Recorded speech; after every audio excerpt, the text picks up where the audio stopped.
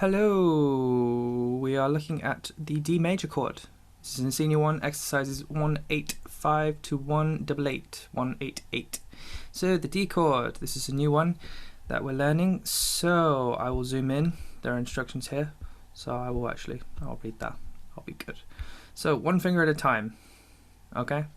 I think the main thing with these, obviously to point out that we do everything one finger at a time. So one finger, then the two, then three, then all the chord together with this. Okay, so let's look at this one. So this is a 4-string chord. Normally with the E minor, it's all 6 strings. With the G chord as well, all 6 strings. With the C chord, we got 5 strings. But the D chord is 4 strings, okay? Because this is the D. This is a D note, and with every chord that we're playing, you start with the note. The chord, you start with the note of the chord. So this is D, okay? So with that being said, we don't play the 6th string or the 5th string. So I don't want to hear any of that, okay? So that's what the D chord should sound like. And there's a lot of examples that use this chord.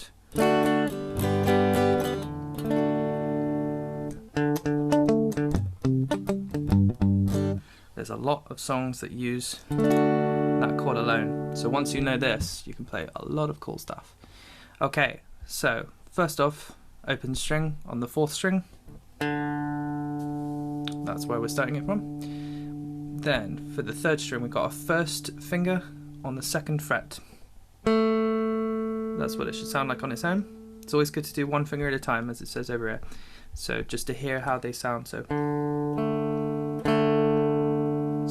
that should be those 2 strings there. Then we are looking with our 3rd finger.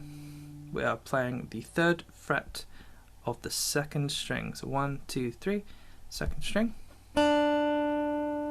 Okay, that's what it should sound like on its own. And then with these 2, so those 3 all together, we've got, which is nice. And now we are adding, I suppose, I don't want to bog down the theory, but we're playing the 3rd, which is what makes it a major, okay, which is an important thing. With those 3 there, we're just playing a D. We're not playing a D major, so this is a D major chord.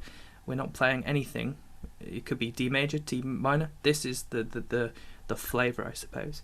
So, and that we're playing the 2nd finger on the 2nd fret of the 1st string. So on its own, it should sound like, okay, like that.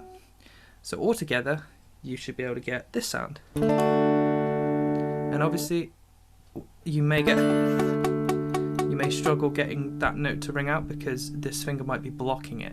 So just to be aware to make sure that all your fingers are up and not blocking any of the other strings as well.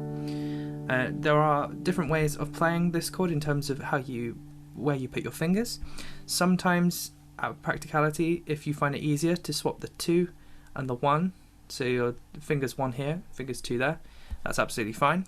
I'm actually more used to that myself, but that is for you to decide. This is it's considered the most conventional, most proper way to do it. So yeah, hope that helps.